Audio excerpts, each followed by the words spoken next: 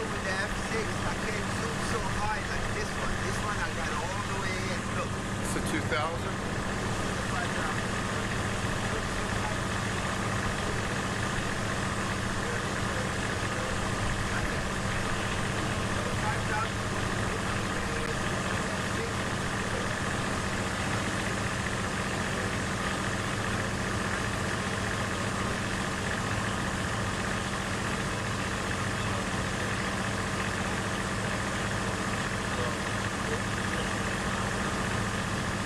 Oh wait, I'm 15. Wow.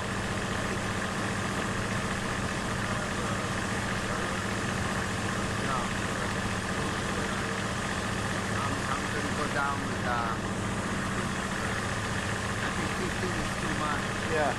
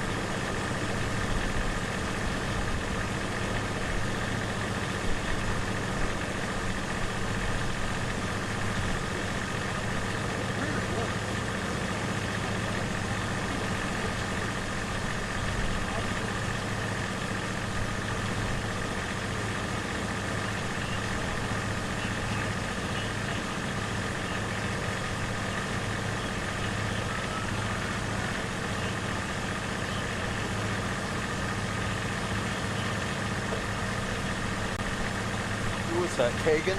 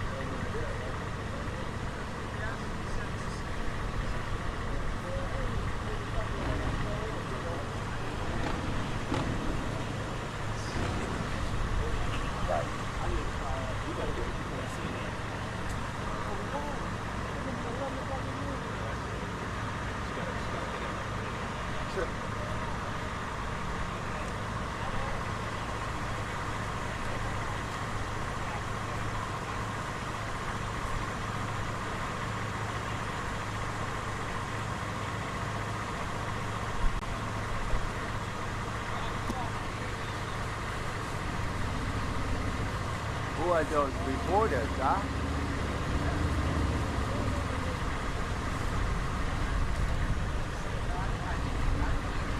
Who are those coming down? Reporters. Oh, That's a tropical, maybe.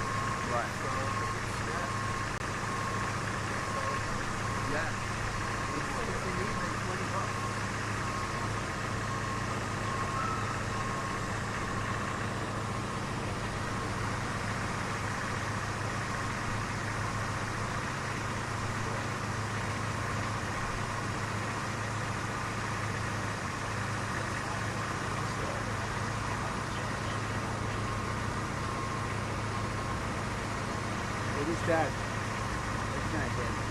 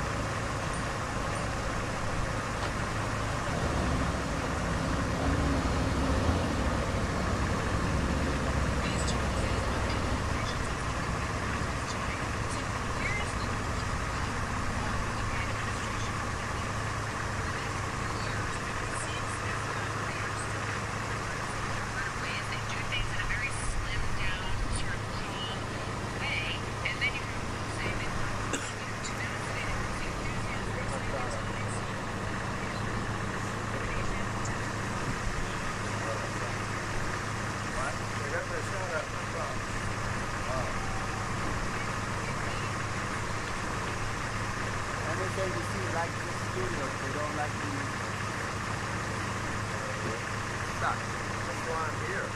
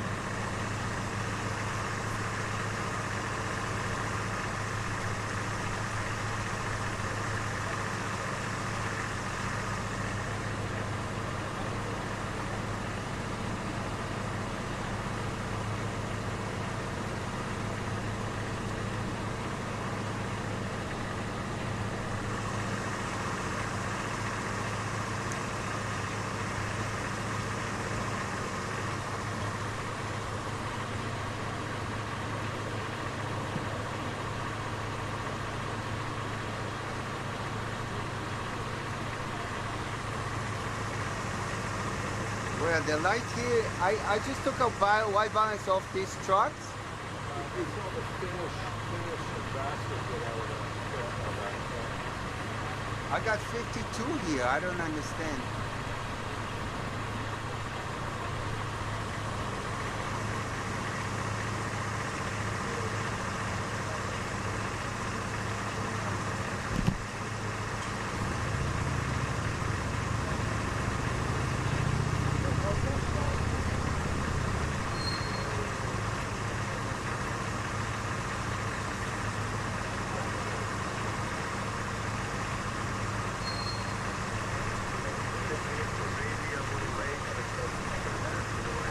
Look, it's 52.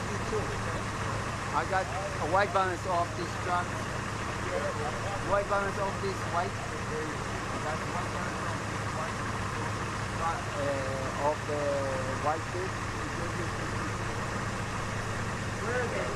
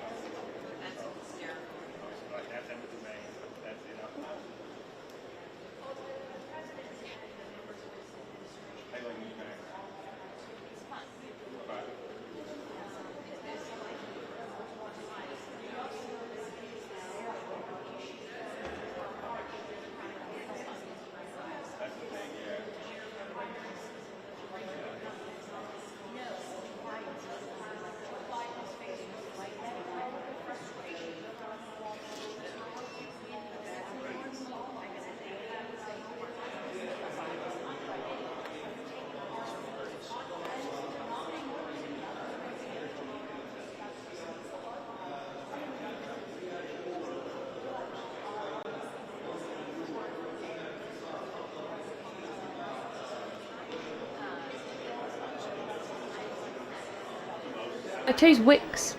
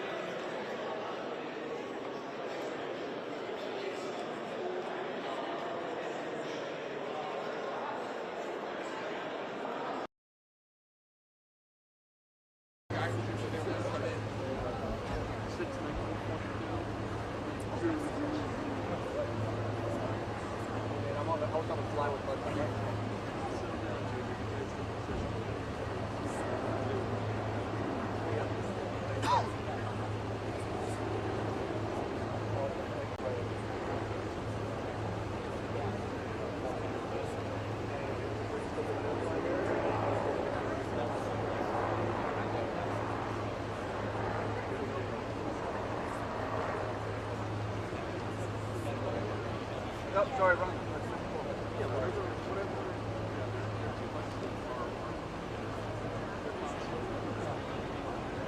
Not today. It's gonna be next Friday. Next Friday, I'll officially out.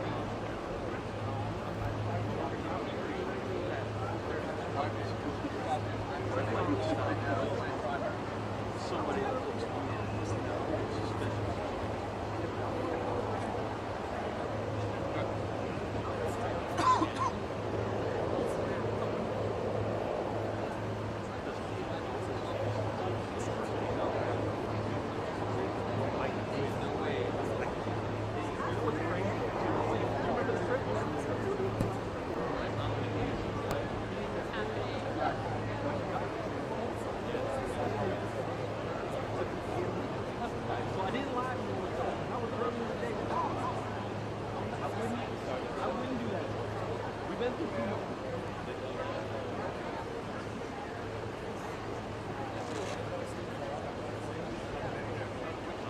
What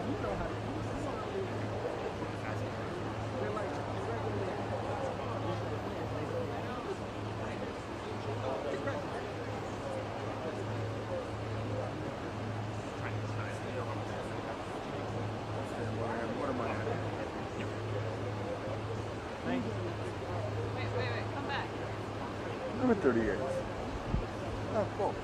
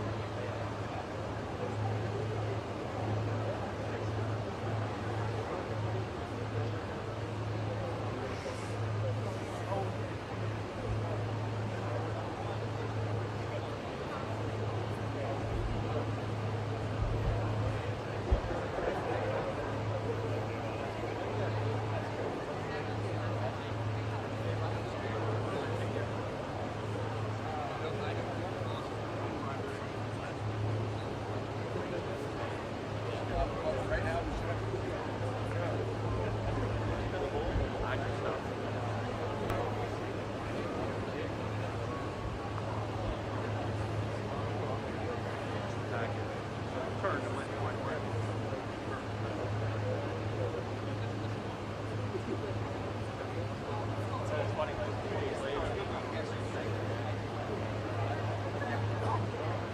I thought you said you were a site guy.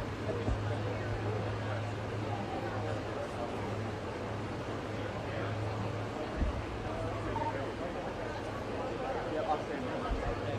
I'm on the phone.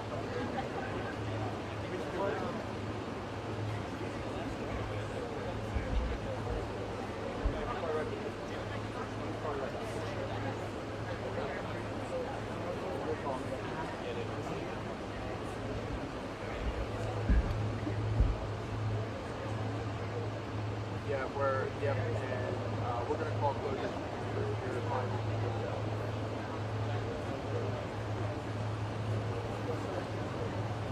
Yeah, no, do it. Do what you need to do. Yeah, dude, you're whipping that. I did the same thing last year. You call it what you think.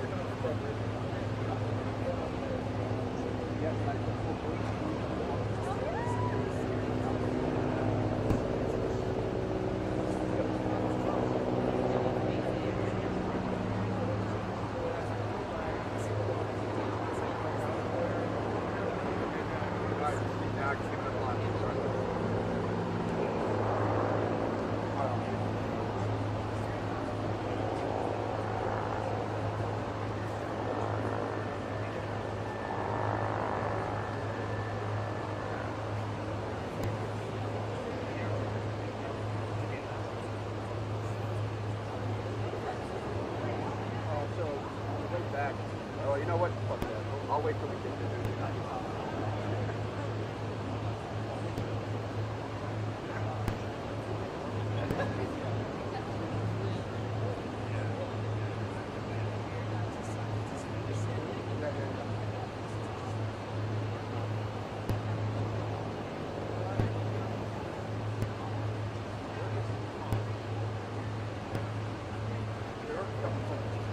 Yeah. Sites, he wants to talk to you real quick.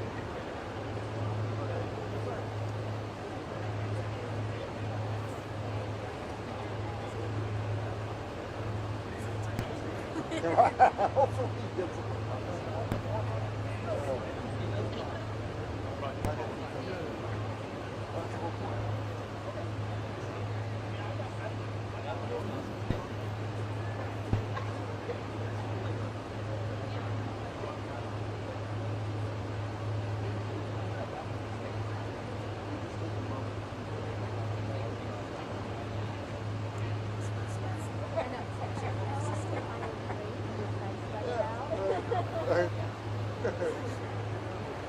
Oh.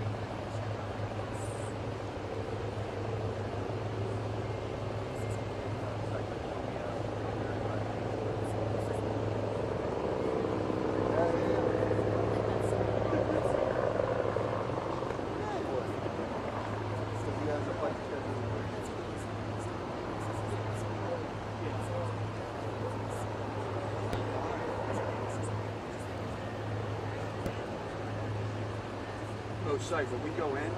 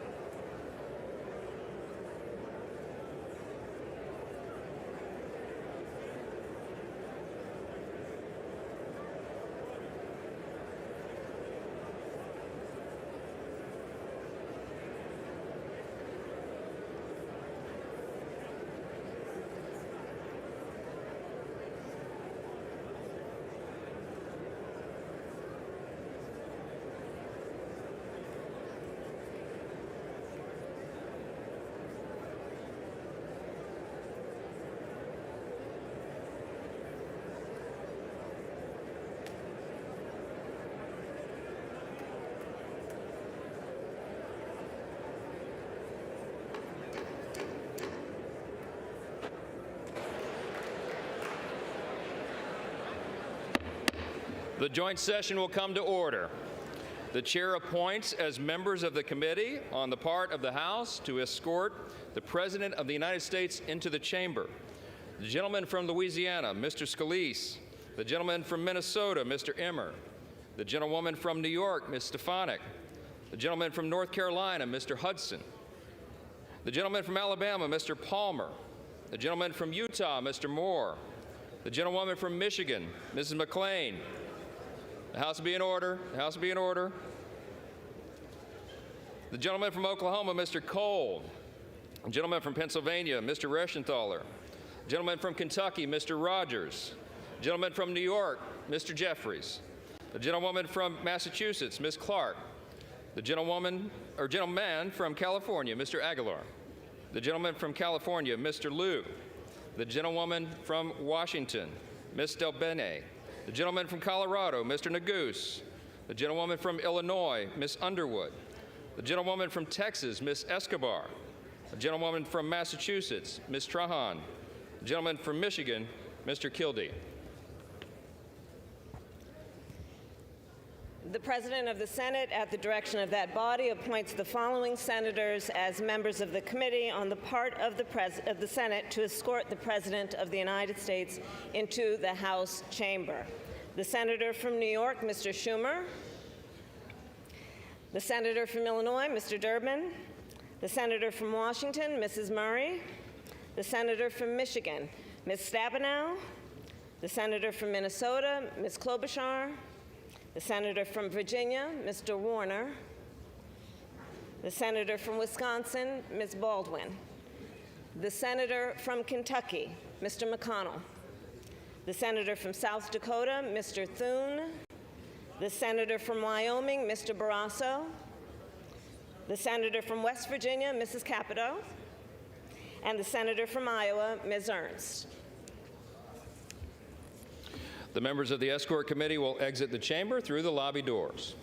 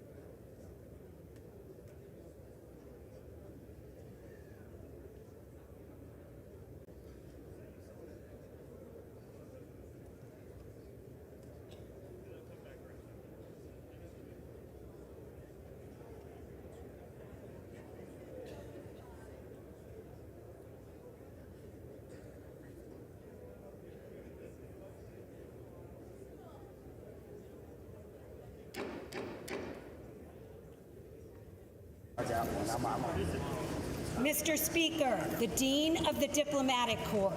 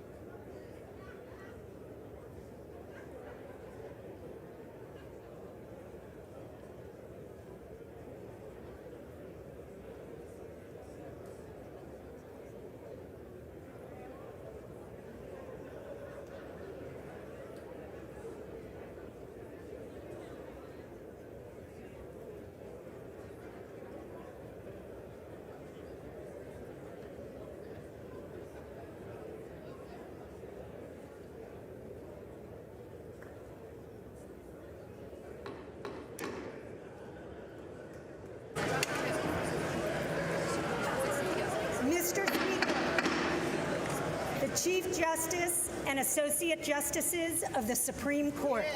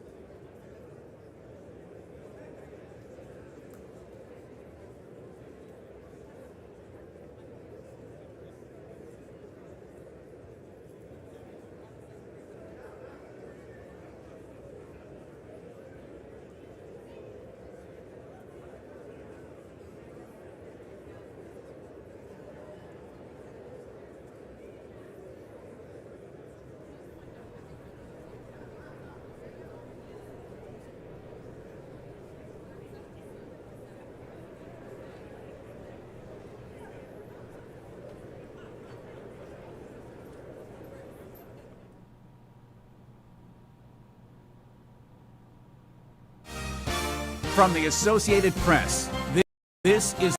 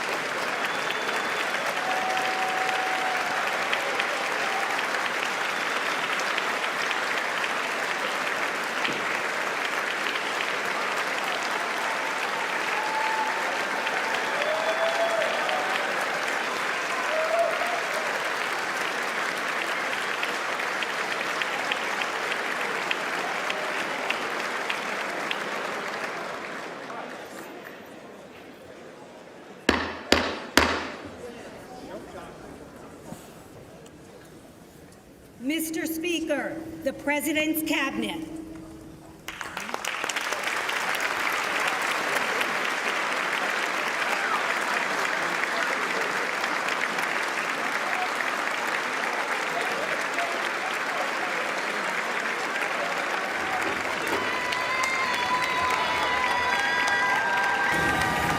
Mr. Speaker, the President's Cabinet.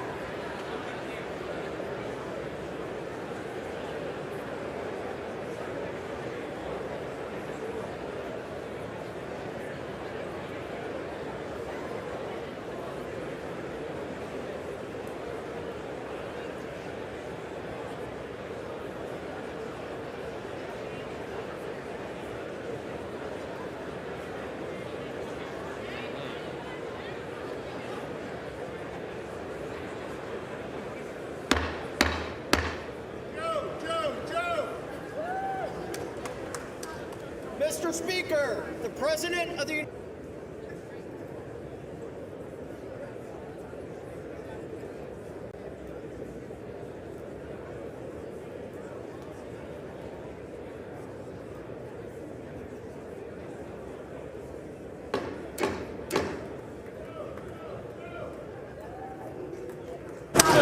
Mr. Speaker, the President of the United States.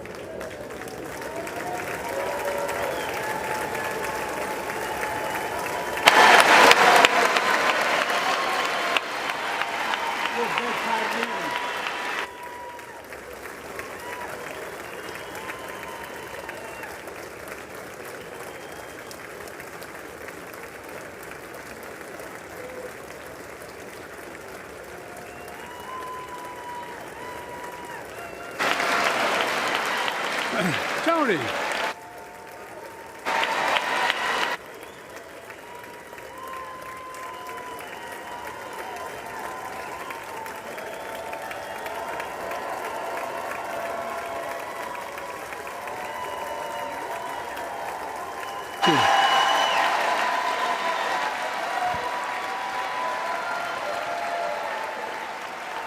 Jill.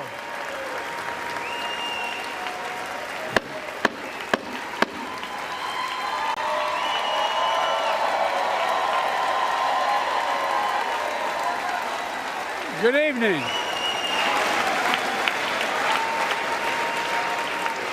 Good evening. If I were smart, I'd go home now.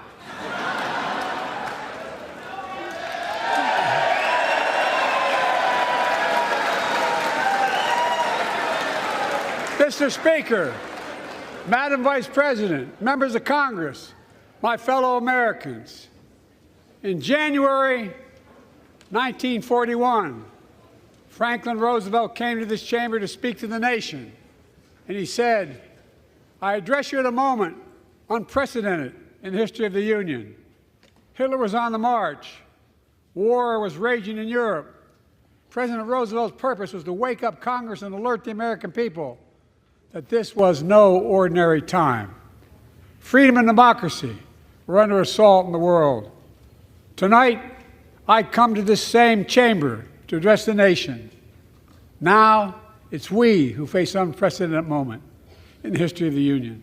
And yes, my purpose tonight is to wake up the Congress and alert the American people that this is no ordinary moment either. Not since President Lincoln and the Civil War have freedom and democracy been under assault at home as they are today. What makes our moment rare is that freedom and democracy are under attack both at home and overseas at the very same time. Overseas, Putin of Russia is on the march, invading Ukraine and sowing chaos throughout Europe and beyond. If anybody in this room thinks Putin will stop at Ukraine, I assure you he will not.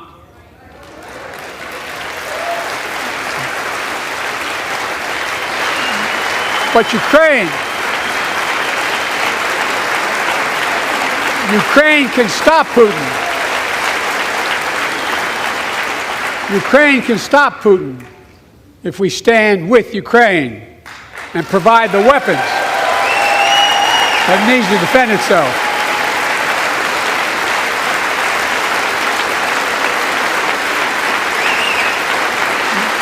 That is all. That is all Ukraine is asking. They're not asking for American soldiers. In fact, there are no American soldiers at war in Ukraine, and I'm determined to keep it that way. But now, assistance to Ukraine is being blocked by those who want to walk away from our world leadership. It wasn't long ago when a Republican president named Ronald Reagan thundered, "Mr. Gorbachev, tear down this wall." Now,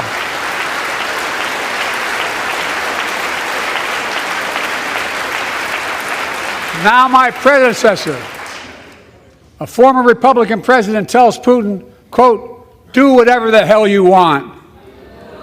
That's a quote.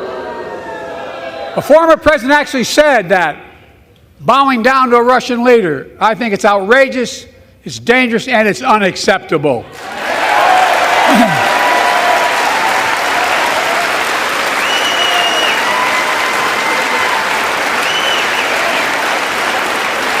America is a founding member of NATO, the military alliance of democratic nations created after World War II to prevent war and keep the peace.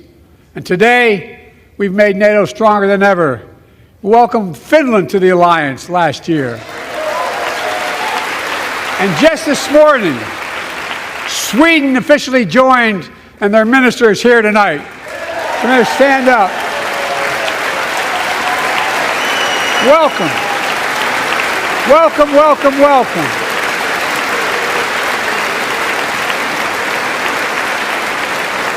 And they know how to fight. Mr. Prime Minister, welcome to NATO, the strongest military alliance the world has ever seen. I say this to Congress, we have to stand up to Putin. Send me a bipartisan national security bill. History is literally watching. History is watching. If the United States walks away, it will put Ukraine at risk. Europe is at risk. The free world will be at risk, emboldening others to do what they wish to do us harm. My message to President Putin, who I've known for a long time, is simple. We will not walk away.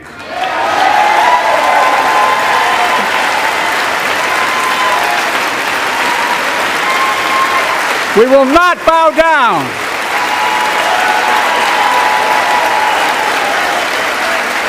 I will not bow down. In a literal sense, history is watching. History is watching. Just like history watched 3 years ago on January 6th, when insurrectionists stormed this very Capitol and placed a dagger to the throat of American democracy. Many of you were here on that darkest of days. We all saw with our own eyes the insurrectionists were not patriots. They'd come to stop the peaceful transfer of power, to overturn the will of the people.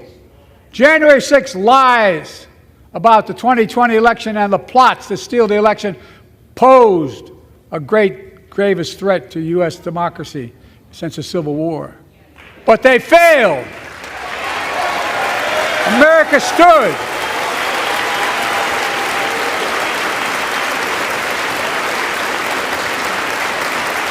America stood strong, and democracy prevailed. We must be honest. The threat to democracy must be defended. My predecessor and some of you here seek to bury the truth about January 6th. I will not do that. This is the moment to speak the truth and to bury the lies. Here's the simple truth. You can't love your country only when you win.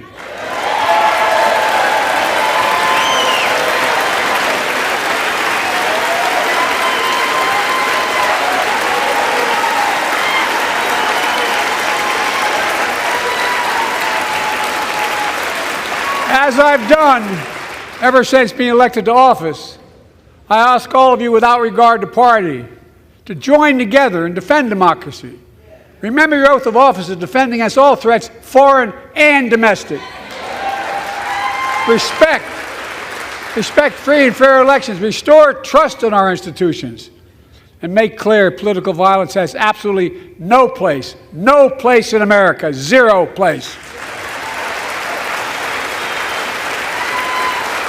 Again, it's not hyperbole to suggest history is watching. We're watching. Your children and grandchildren will read about this day and what we do. History is watching another assault on freedom. Joining us tonight is Latoya Beasley, a social worker from Birmingham, Alabama. 14 months ago, she and her husband welcomed a baby girl thanks to the miracle of IVF.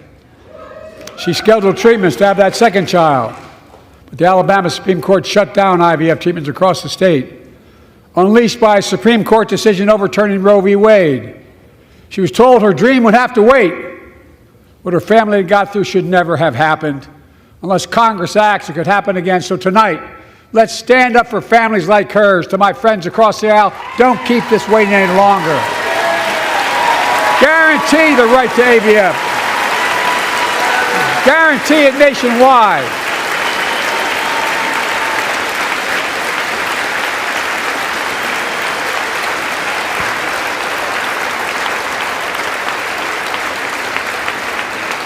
Like most Americans, I believe Roe v. Wade got it right. I thank Vice President Harris for being an incredible leader, defending reproductive freedom, and so much more.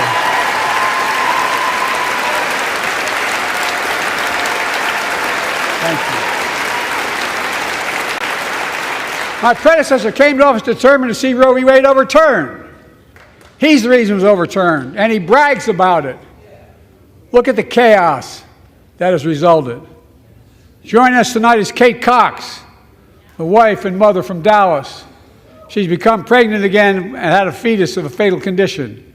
Her doctor told Kate that her own life and her ability to have children in the future were at risk if she didn't act. Because Texas law banned her ability to act, Kate and her husband had to leave the state to get what she needed. What her family got through should have never happened as well, but it's happening in too many others.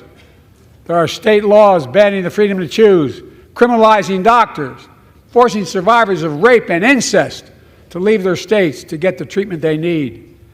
Many of you in this chamber and my predecessor are promising to pass a national ban on reproductive freedom. My God, what freedom else would you take away? Look, it's a decision to overturn Roe v. Wade. The Supreme Court majority wrote the following, and with all due respect, justices, women are not without electoral power. Electoral or political power. You're about to realize just how much you were right about that.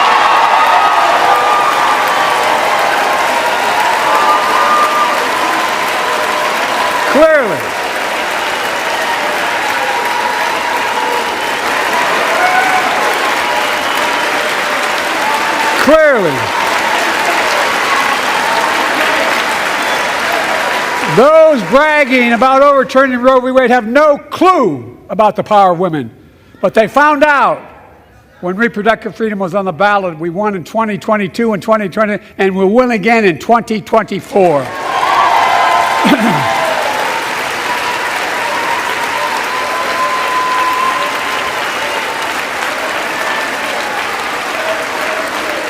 If you, the American people, send me a Congress that supports the right to choose, I promise you, I'll restore Roe v. Wade as the law of the land again.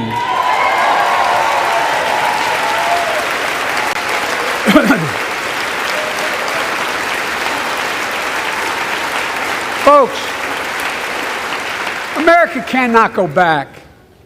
I'm here tonight to show what I believe is the way forward, because I know how far we come. 4 years ago next week, before I came to office, the country was hit by the worst pandemic and the worst economic crisis in a century. Remember the fear, record losses, remember the spikes in crime and the murder rate, raging virus that took more than 1 million American lives, of loved ones, millions left behind, a mental health crisis of isolation and loneliness. A president, my predecessor, failed the most basic presidential duty that he owes to American people, the duty to care. I think that's unforgivable. I came to office determined to get us through one of the toughest periods in the nation's history. We have. It doesn't make news, but in 1,000 cities and towns, the American people are writing the greatest comeback story never told.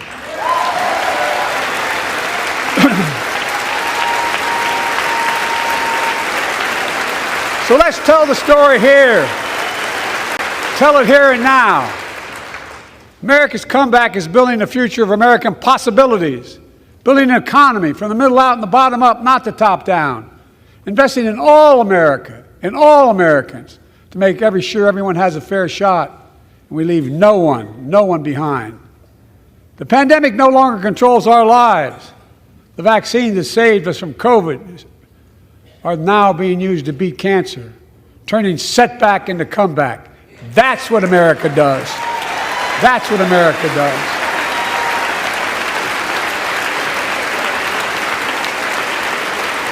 Folks, our inherited economy is on the brink.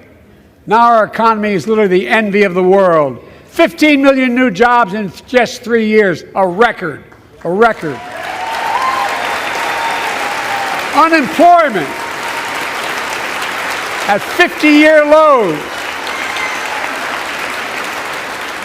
A record 16 million Americans are starting small businesses, and each one is a literal act of hope. With historic job growth and small business growth for Black and Hispanics and Asian Americans, 800,000 new manufacturing jobs in America and counting. Where is it written we can't be the manufacturing capital of the world? We are, we will. More people have health insurance today More people have health insurance today than ever before. The racial wealth gap is as small as it's been in 20 years. Wages keep going up. Inflation keeps coming down. Inflation has dropped from 9% to 3%, the lowest in the world, and tending lower.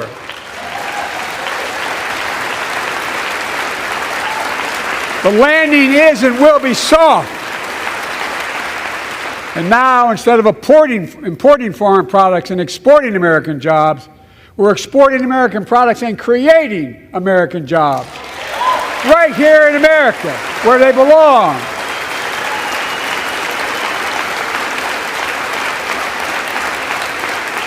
And it takes time, but the American people are beginning to feel it.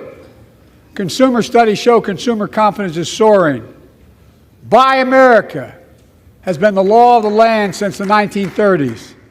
Past administrations, including my predecessor, including some Democrats as well in the past, failed to buy American. Not anymore. On my watch, federal projects that you fund, like helping build American roads, bridges, and highways, will be made with American products and built by American workers.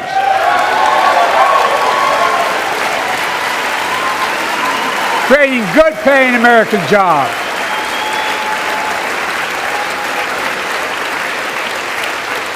And thanks to our CHIPS and Science Act, the United States is investing more in research and development than ever before. During the pandemic, a shortage of semiconductors, chips, that drove up the price of everything from cell phones to automobiles. And by the way, we invented those chips right here in America. Well, instead of having to import them, private companies are now investing billions of dollars to build new chip factories here in America, creating tens of thousands of jobs. Many of those jobs paying $100,000 a year and don't require a college degree.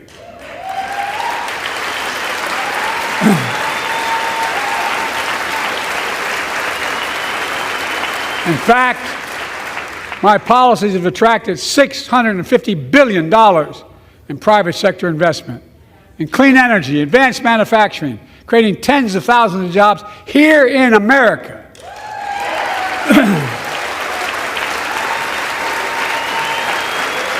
And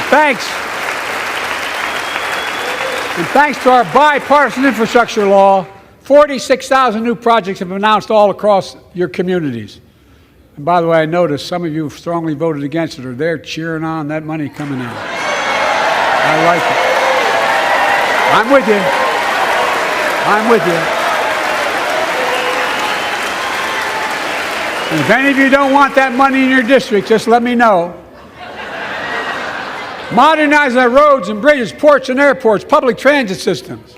Removing poisonous lead pipes so every child can drink clean water without risk of brain damage.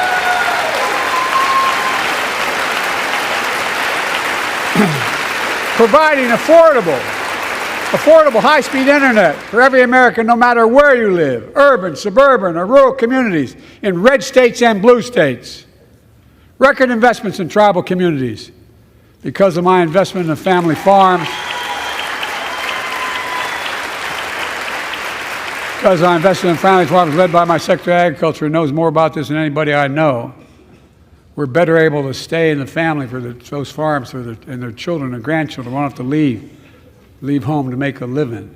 It's transformative. The great comeback story is Belvedere, Illinois, home to an auto plant for nearly 60 years. Before I came to office, the plant was on its way to shutting down. Thousands of workers feared for their livelihoods. Hope was fading. Then I was elected to office, and we raised the Belvedere repeatedly with auto companies, knowing unions would make all the difference. The UAW worked like hell to keep the plant open and get these jobs back, and together we succeeded. Instead of auto factories shutting down, auto factories reopening, and new state-of-the-art battery factories being built to power those cars there at the same.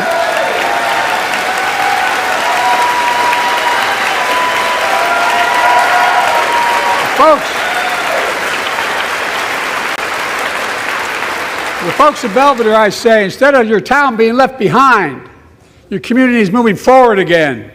Because instead of watching auto jobs in the future go overseas, 4,000 union jobs with higher wages, are building the future in Belvedere right here in America.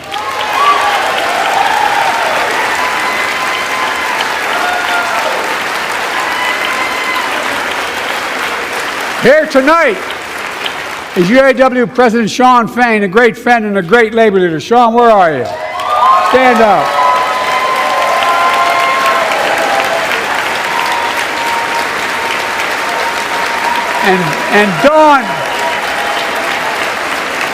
And Dawn Sims, a third-generation worker, UAW worker at Belvedere. Shawn, I was proud to be the first president to stand on the picket line, and today, Dawn has a good job in her hometown, providing stability for her family and pride and dignity as well. Showing once again, Wall Street didn't build America. They're not bad guys. They didn't build it, though. The middle class built the country, and unions built the middle class.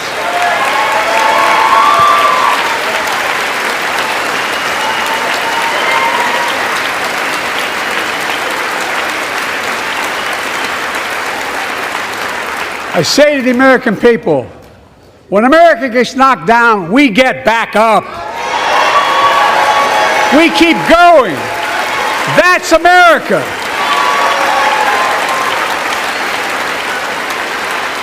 That's you, the American people. It's because of you America's coming back. It's because of you our future is bright. It's because of you that tonight we can proudly say the state of our union is strong and getting stronger.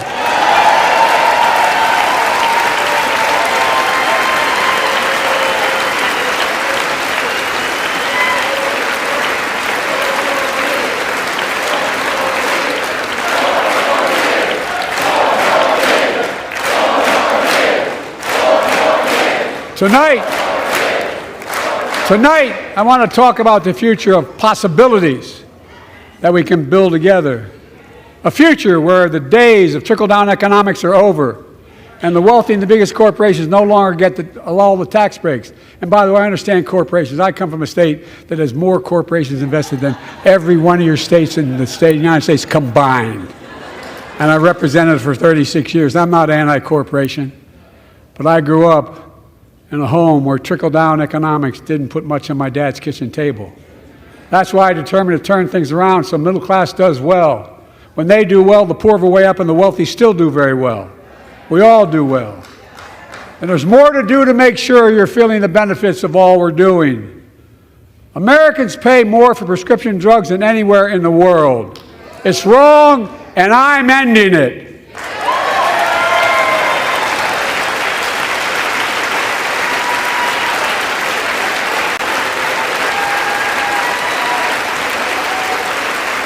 With a law that I proposed and signed, not one of you Republican buddies voted for it, we finally beat Big Pharma.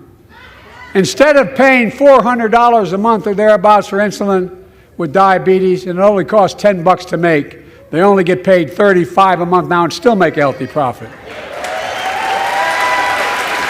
And but what to do next? I want to cap the cost of insulin at $35 a month for every American who needs it. Everyone.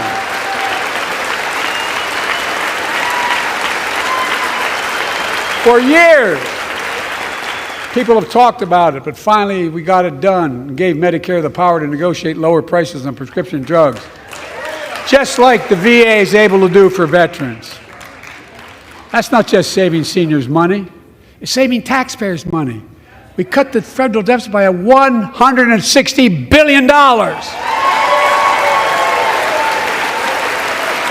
Because Medicare will no longer have to pay those exorbitant prices to Big Pharma. This year, Medicare is negotiating lower prices for some of the costliest drugs on the market to treat everything from heart disease to arthritis. It's now time to go further and give Medicare the power to negotiate lower prices for 500 different drugs over the next decade. They're making a lot of money, guys. And they'll still be extremely profitable. Will not only save lives, it will save taxpayers another $200 billion. Starting next year, the same law caps total prescription drug costs for seniors on Medicare at $200 to $2,000 a year, even for expensive cancer drugs that cost $10,000, $12,000, $15,000. Now I want to cap prescription drug costs at $2,000 a year for everyone. Folks, I'm going to get in trouble for saying that, but if you want to get an Air Force One and fly to Toronto, Berlin, Moscow, well, even Moscow, probably. And bring your prescription with you, and I promise you I'll get it for you for 40% the cost you're paying now. Same company, same drug, same place. Folks, the Affordable Care Act, the old Obamacare, is still a very big deal.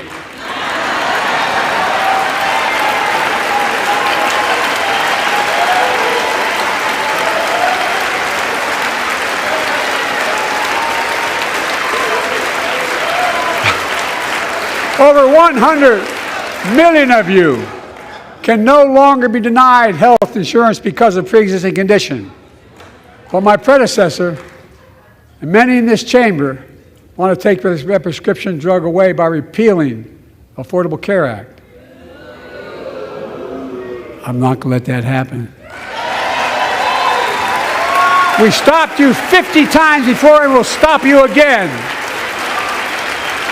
In fact, I'm not only protecting it, I'm expanding it. We enacted tax credits of $800 per person per year, reduce health care costs for millions of working families. That tax credit expires next year. I want to make that savings permanent.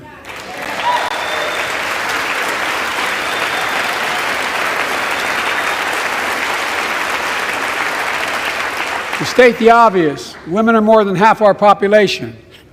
But research on women's health has always been underfunded. That's why we're launching the first ever White House initiative on women's health research, led by Jill, doing an incredible job as First Lady.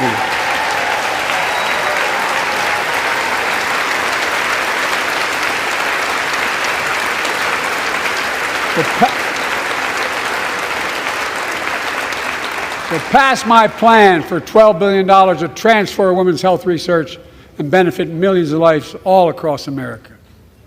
I know the cost of housing is so important to you. If inflation keeps coming down, mortgage rates will come down as well, and the Fed acknowledges that. But I'm not waiting. I want to provide an annual tax credit that will give Americans $400 a month for the next 2 years as mortgage rates come down, to put toward their mortgages when they buy their first home or trade up for a little more space. Just for 2 years.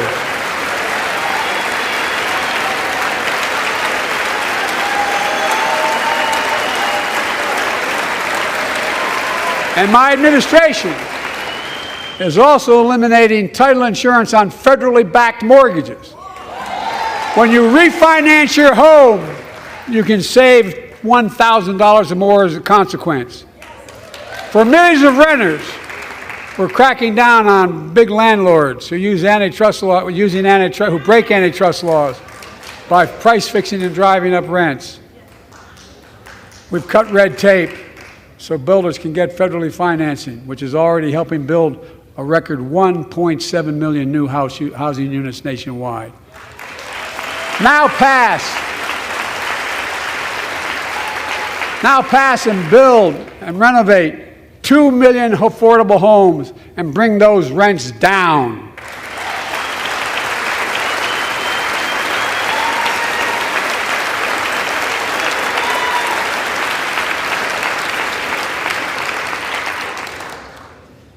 To remain the strongest economy in the world, we need to have the best education system in the world. And I suspect all of you, want to give every child, a good start by providing access to preschool for 3 and 4 years old. You know, I think I pointed out last year,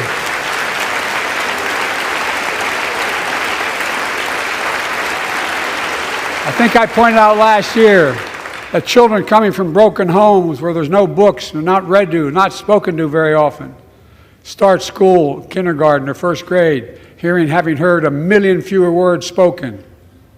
Well, studies show that children who go to preschool are nearly 50% more likely to finish high school, go on to earn a 2- and 4-year degree, no matter what their background is.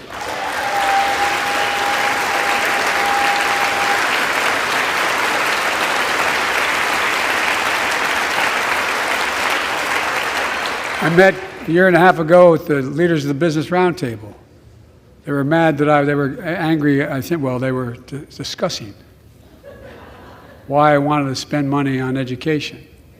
I pointed out to them, as vice president, I met with over I think it was 182 of those folks. Don't hold me to the exact number. And I asked them what they need most, the CEOs. And you've had the same experience on both sides of the aisle. They say a better educated workforce, right? So I looked at them, and I say, I come from Delaware. DuPont used to be the 8th largest corporation in the world. And every new enterprise they bought, they educated the workforce to that enterprise. But none of you do that anymore. Why are you angry with me providing you the opportunity for the best educated workforce in the world? And they all looked at me and said, I think you're right. I want to expand high-quality tutoring and summer learning to see that every child learns to read by 3rd grade.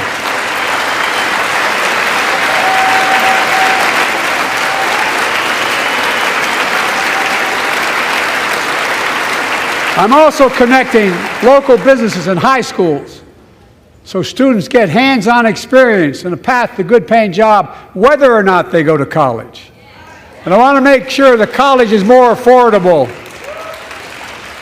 Let's continue increasing the Pell Grants to working and middle-class families and increase record investments in HBCUs and minority-serving institutions, including Hispanic institutions.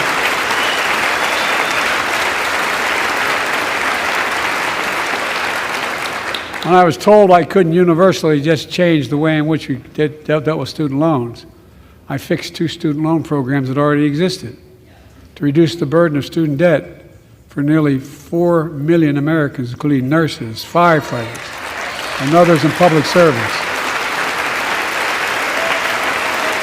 Like Keenan Jones, a public educator from Minnesota, who's here with us tonight. Keenan, where are you? Keenan, thank you. He's educated hundreds of students so they can go to college. Now he's able to help, after debt forgiveness, get his own daughter to college.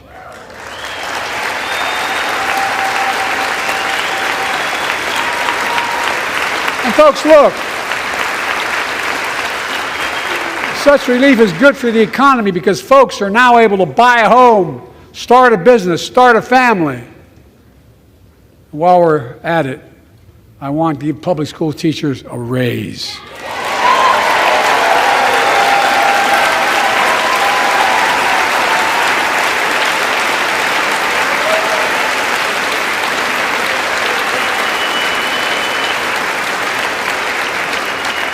And by the way, the first couple of years, we cut the deficit. Now, let me speak to the question of fundamental fairness for all Americans. I've been delivering real results in fiscally responsible ways. We've already cut the federal deficit. We've already cut the federal deficit over $1 trillion. I signed the bipartisan deal to cut another $1 trillion in the next decade. It's my goal to cut the federal deficit another $3 trillion by making big corporations and the very wealthy finally beginning to pay their fair share.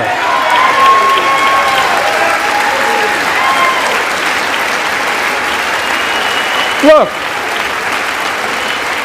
I'm a capitalist. If you want to make or can make $1 million or millions of bucks, that's great. Just pay your fair share in taxes. A fair tax code is how we invest things to make this country great. Healthcare, education, defense, and so much more. But here's the deal. The last administration enacted a $2 trillion tax cut, overwhelmingly benefit the top 1%, the very wealthy and the biggest corporation, and exploded the federal deficit. They added more to the national debt than any presidential term in American history. Check the numbers.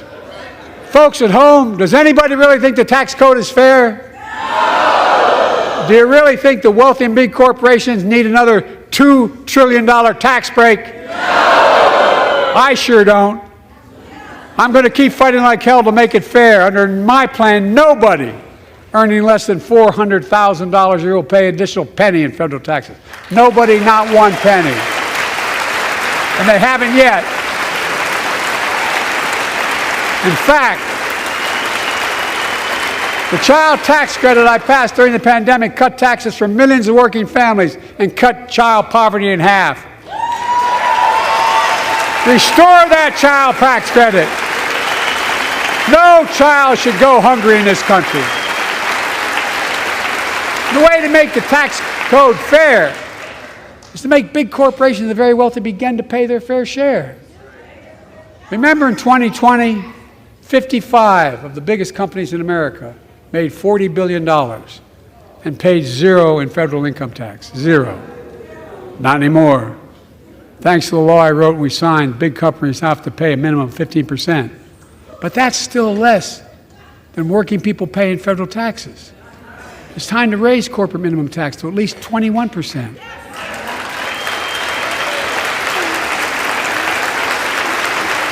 So every big corporation finally begins to pay their fair share.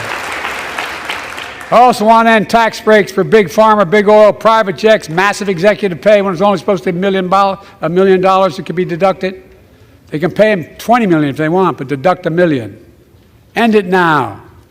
You know, there are 1,000 billionaires in America. You know what the average federal tax is for those billionaires? No. They're making great sacrifices, 8.2%. That's far less than the vast majority of Americans pay. No billionaire should pay a lower federal tax rate than a teacher, a sanitation worker, or a nurse.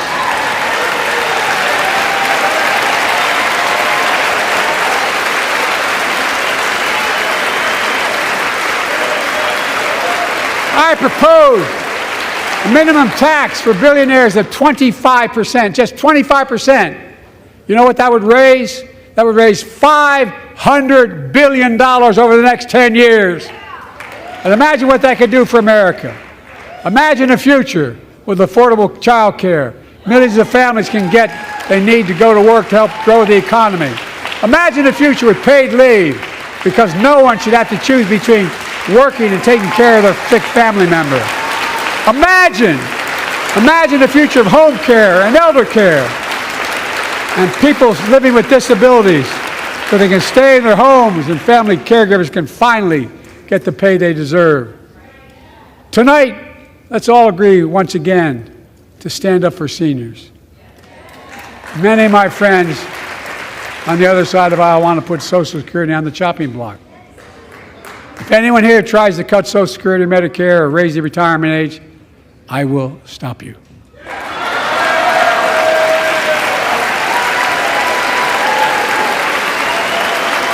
The working people who built this country pay more into Social Security than millionaires and billionaires do. It's not fair. We have two ways to go.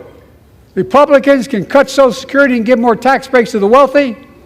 That's the proposal. Oh no, you guys don't want another $2 trillion tax cut? I kind of thought that's what your plan was. Well, that's good to hear. You're not going to cut another $2 trillion for the super wealthy. That's good to hear. I'll protect and strengthen Social Security and make the wealthy pay their fair share. Look,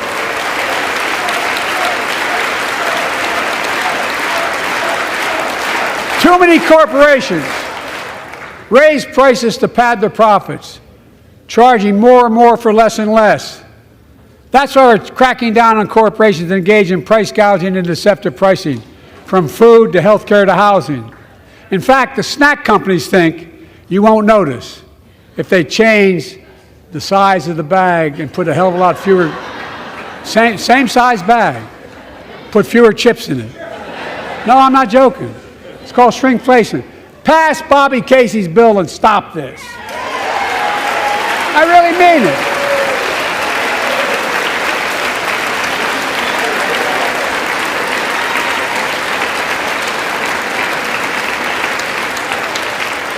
probably all saw that commercial on Snickers bars.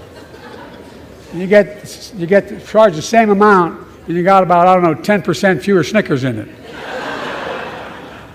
Look, I'm also getting rid of junk fees. Those hidden fees at the end of your bill that are there without your knowledge. My administration announced we're cutting credit card late fees from $32 to $8.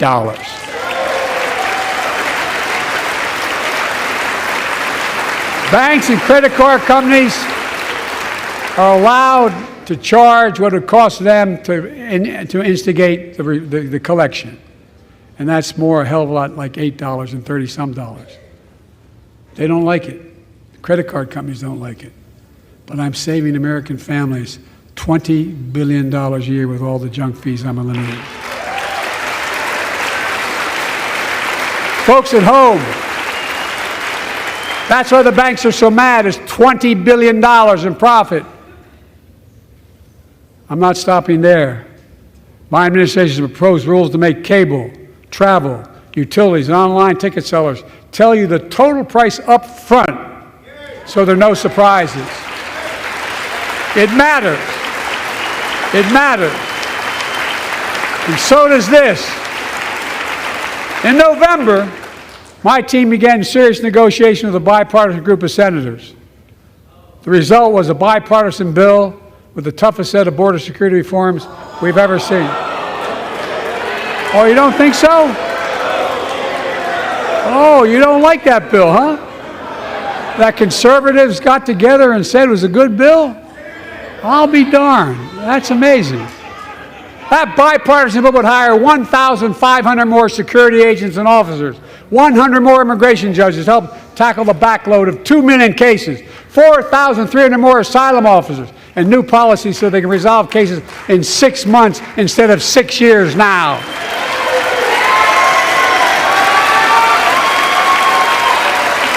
What are you against? 100 more high-tech drug detection machines to significantly increase the ability to screen and stop vehicles smuggling fentanyl into America. That's killing thousands of children. This bill would save lives and bring order to the border. It will also give me and any new president new emergency authority to temporarily shut down the border when the number of migrants at the border is overwhelming. The Border Patrol Union has endorsed this bill. The Federal Chamber of Commerce is, yeah. You're saying low. Look at the facts. I know you know how to read.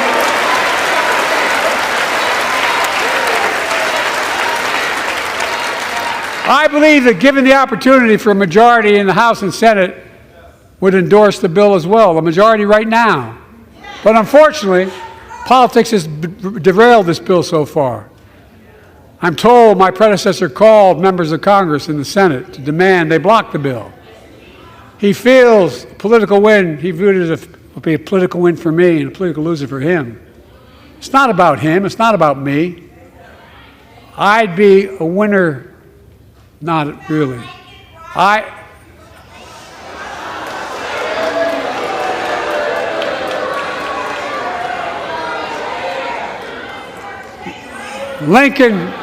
Lincoln Riley, an innocent young woman who was killed by an illegal.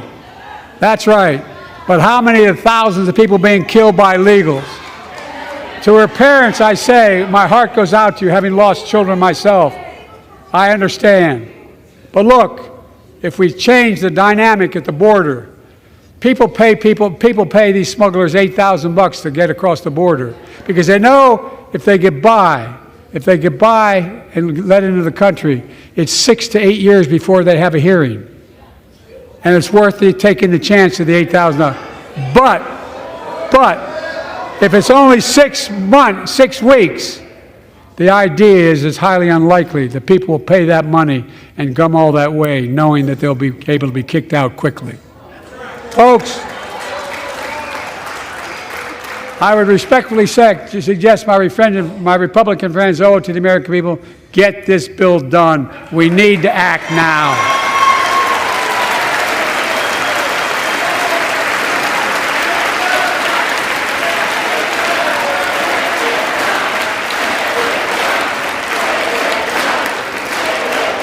And if my predecessor is watching, instead of paying politics and pressuring members of Congress to block the bill, join me in telling the Congress to pass it. We can do it together. But that's what he apparently here's what he will not do. I will not demonize immigrants saying they are poison in the blood of our country. I will not separate families. I will not ban people because of their faith. Unlike my predecessor on my first day in office, I introduced a comprehensive bill to fix our immigration system. Take a look at it. It has all these and more. Secure the border. Provide a pathway to citizenship for dreamers, and so much more. But unlike my predecessor, I know who we are as Americans. We're the only nation in the world with a heart and soul that draws from old and new. Home to Native Americans, whose ancestors have been here for thousands of years. Home to people of every place, from every place on earth. They came freely. Some came in chains. Some came when famine struck, like my ancestral family in Ireland. Some to flee persecution, to chase dreams that are impossible anywhere but here in America. That's America. And we all come from somewhere, but we're all Americans.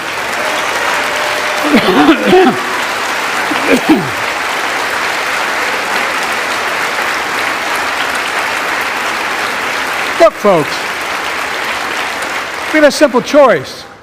We can fight about fixing the border, or we can fix it. I'm ready to fix it. Send me the border bill now.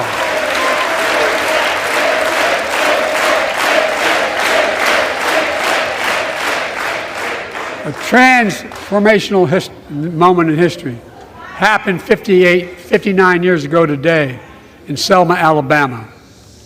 Hundreds of foot soldiers for justice marched across the Edmund Pettus Bridge, named after the Grand Dragon of the Ku Klux Klan, to claim their fundamental right to vote. They were beaten, they were bloody, and left for dead. Our late friend and former colleague, John Lewis, was on that march. We miss him.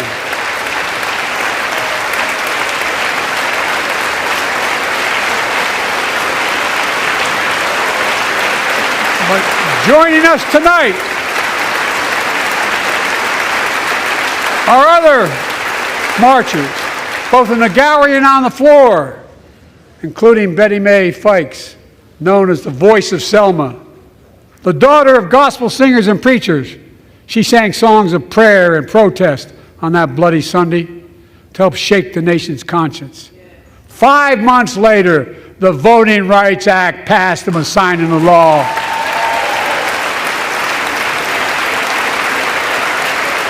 Thank you.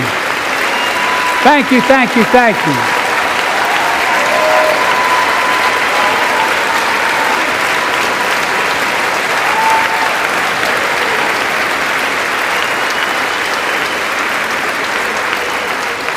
But 59 years later, there are forces taking us back in time. Voter suppression, election subversion, unlimited dark money, extreme gerrymandering. John Lewis was a great friend to many of us here. But if you truly want to honor him and all the heroes who marched with him, then it's time to do more than talk. Pass the Freedom to Vote Act, the John Lewis Voting Rights Act.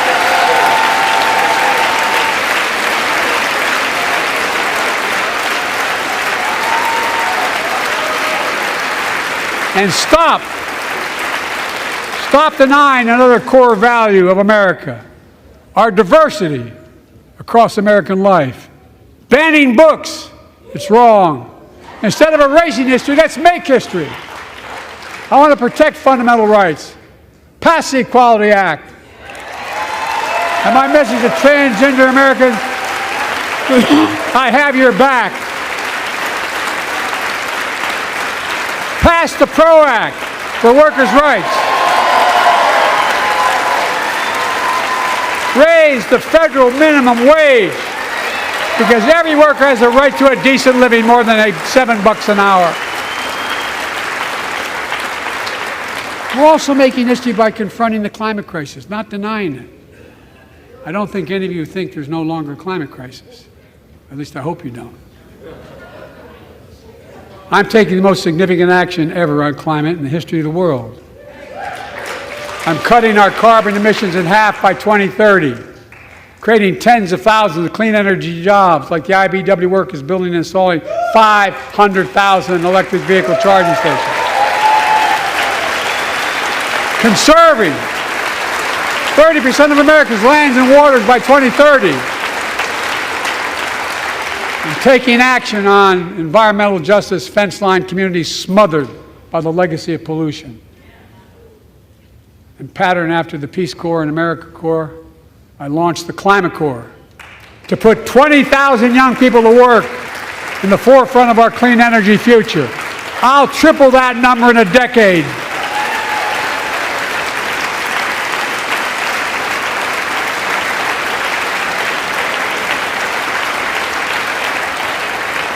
To state the obvious, all Americans deserve the freedom to be safe. And America is safer today than when I took office. Year before I took office, murder rates went up 30%. 30% they went up. The biggest increase in history. It was then, through my American Rescue Plan, which every American voted against, I might add, we made the largest investment in public safety ever. Last year, the murder rate saw the sharpest decrease in history. Violent crime fell to one of its lowest levels in more than 50 years. But we have more to do. We have to help cities invest in more community police officers, more mental health workers, more community violence intervention. Give communities the tool to crack down on gun crime, retail crime, and carjacking. Keep building trust, as I've been doing by taking executive action on police reform and calling for it to be the law of the land. Directing my cabinet to review the federal classification of marijuana and expunging thousands of convictions for the mere possession, because no one should be jailed for simply using or have it on their record. Take on crimes of domestic violence. I'm ramping up the federal enforcement of the Violence Against Women Act that I proudly wrote when I was a senator, so we can finally end the scourge against women in America.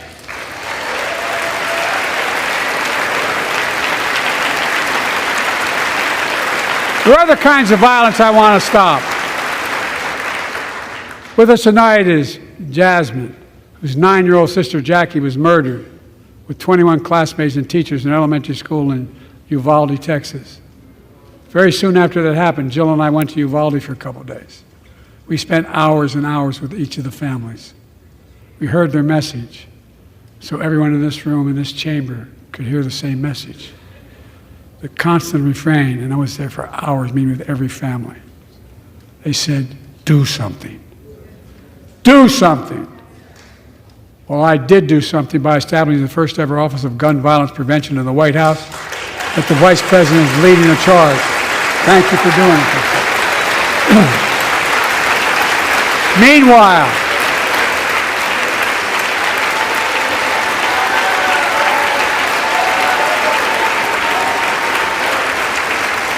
Meanwhile, my predecessor told the NRA he's proud he did nothing on guns when he was president. Oh.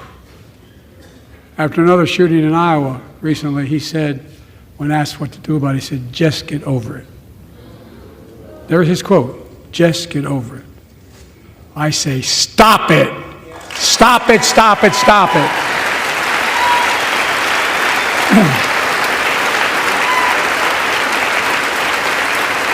I'm proud we beat the NRA when I signed the most significant gun safety law in nearly 30 years because of this Congress. We now must beat the NRA again. I'm demanding a ban on assault weapons and high-capacity magazines. Pass universal background checks. None of this. I taught the Second Amendment for 12 years. None of this violates the Second Amendment or vilifies responsible gun owners. You know, as we manage challenges at home, we're also managing crises abroad, including in the Middle East. I know the last 5 months have been gut-wrenching for so many people, for the Israeli people, for the Palestinian people, and so many here in America. This crisis began on October 7th with a massacre by a terrorist group called Hamas, as you all know. 1,200 innocent people, women and girls, men and boys, slaughtered after enduring sexual violence. The deadliest day for the Jewish people since the Holocaust, and 250 hostages taken. Here in this chamber tonight are families whose loved ones are still being held by Hamas. I pledge to all the families that we will not rest until we bring every one of your loved ones home. We also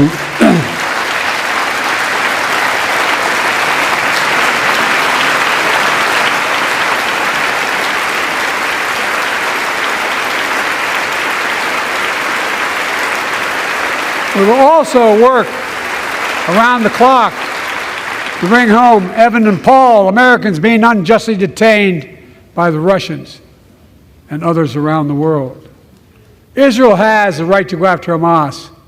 Hamas ended this conflict by releasing hostages, laying down arms, could end it by releasing the hostages, laying down arms, and surrendering those responsible for October 7th. But Israel has Israel has an added burden because Hamas hides and operates among the civilian population like cowards, under hospitals, daycare centers, and all the like. Israel also has a fundamental responsibility, though, to protect innocent civilians in Gaza.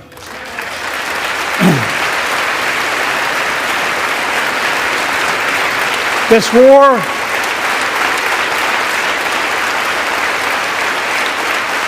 has taken a greater toll on innocent civilians than all previous wars in Gaza combined.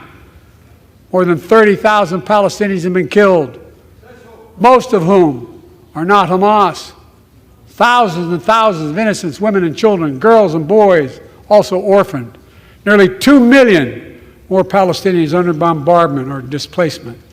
Homes destroyed, neighborhoods in rubble, cities in ruin. Families without food, water, medicine. It's heartbreaking.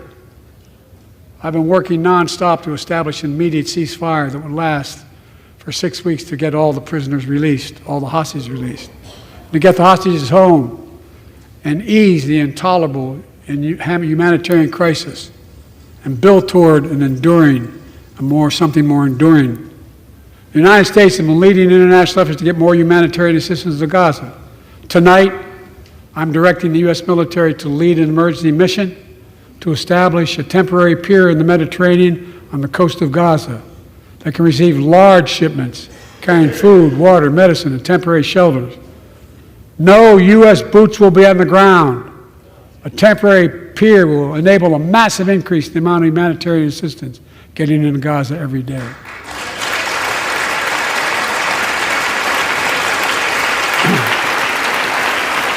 And Israel must do its part. Israel must allow more aid into Gaza to ensure humanitarian workers aren't caught in the crossfire. And they're announcing they're going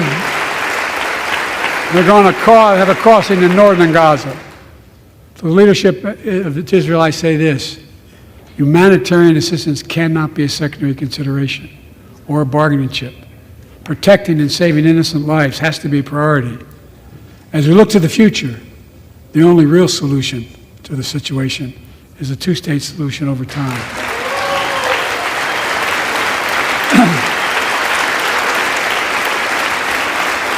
And I say this as a lifelong supporter of Israel. My entire career, no one has a stronger record with Israel than I do. I challenge any of you here. I'm the only American president of Israel in wartime. But there is no other path that guarantees Israel's security and democracy. There is no other path that guarantees Palestinians can live in peace with peace and dignity. And there's no other path that guarantees peace between Israel and all of its neighbors, including Saudi Arabia, with whom I'm talking. Creating stability in the Middle East also means containing the threat posed by Iran. That's why I built a coalition of more than a dozen countries to defend international shipping and freedom of navigation in the Red Sea. I've ordered strikes to degrade the Houthi capability and defend U.S. forces in the region. As Commander-in-Chief, I will not hesitate to direct further measures to protect our people and our military personnel.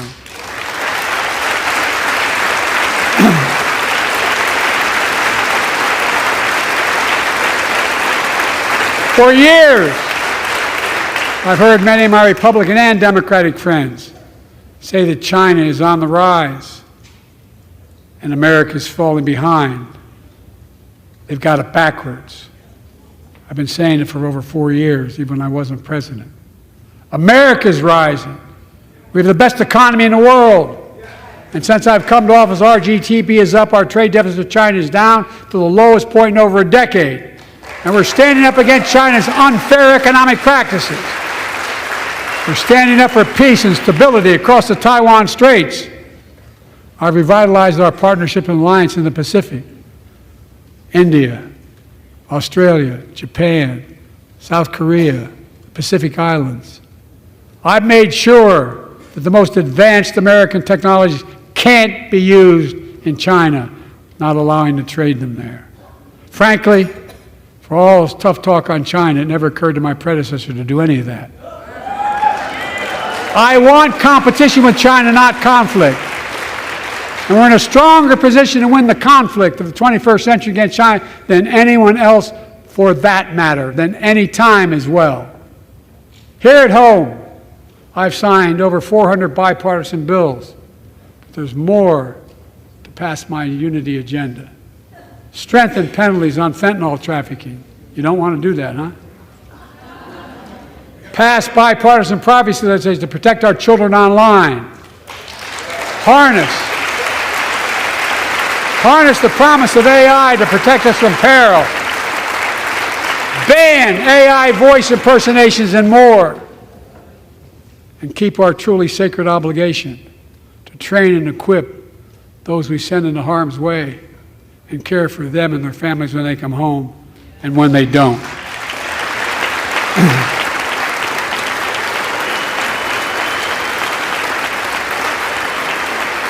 That's why, with the strong support and help of Dennis and the VA, I signed the PACT Act, one of the most significant laws ever, helping millions of veterans exposed to toxins who now are battling more than 100 different cancers. Many of them don't come home, but we owe them and their families support. We owe it to ourselves to keep supporting our new health research agency called ARPA-H, and remind us that we can do big things, like end cancer as we know it, and we will.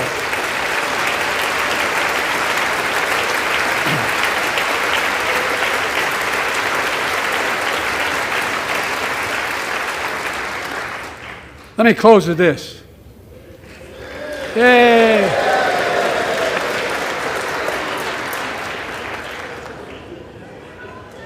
I know you don't want to hear any more, Lindsay, but I got to say a few more things. I know it may not look like it, but I've been around a while. When you get to be my age, certain things become clearer than ever. I know the American story. Again and again, I've seen the contest between competing forces in the battle for the soul of our nation. Between those who want to pull America back to the past and those who want to move America into the future. My lifetime has taught me to embrace freedom and democracy, a future based on core values that have defined America: honesty, decency, dignity, equality, to respect everyone, to give everyone a fair shot, to give hate no safe harbor. Now, other people my age see it differently. The American story of resentment, revenge, and retribution, that's not me. I was born amid World War II, when America stood for the freedom of the world. I grew up in Scranton, Pennsylvania, and Claymont, Delaware, among working-class people who built this country. I watched in horror as two of my heroes, like many of you did, Dr. King and Bobby Kennedy, were assassinated. And their legacies inspired me to pursue a career in service. I left the law firm, became a public defender because my city of Wilmington was the only city in America occupied by the National Guard after Dr. King was assassinated because of the riots. And I became a county councilman almost by accident. I got elected to the United States Senate when I had no intention of running at age 29. Then vice president of our first black president. Now president to the first women vice president.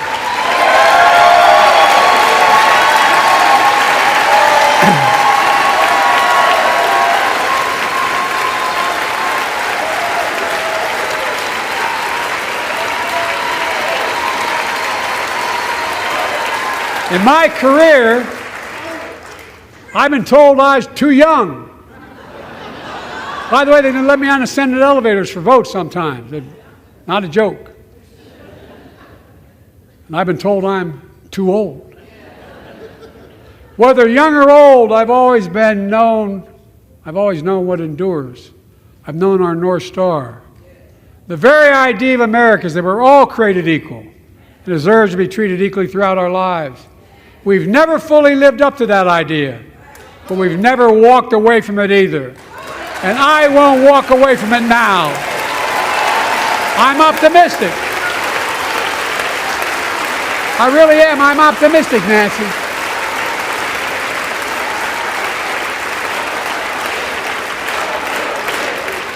My fellow Americans, the issue facing our nation isn't how old we are, it's how old are our ideas. Hate, anger, revenge, retribution are the oldest of ideas. But you can't lead America with ancient ideas that only take us back. You lead America, the land of possibilities. You need a vision for the future and what can and should be done. Tonight you've heard mine. I see a future where defending democracy, you don't diminish it. I see a future where we restore the right to choose and protect our freedoms, not take them away. I see a future where the middle class finally has a fair shot and the wealthy have to pay their fair share in taxes. I see a future where we save the planet from the climate crisis and our country from gun violence. Above all, I see a future for all Americans. I see a country for all Americans. And I will always be president for all Americans because I believe in America. I believe in you, the American people. You're the reason we've never been more optimistic about our future than I am now.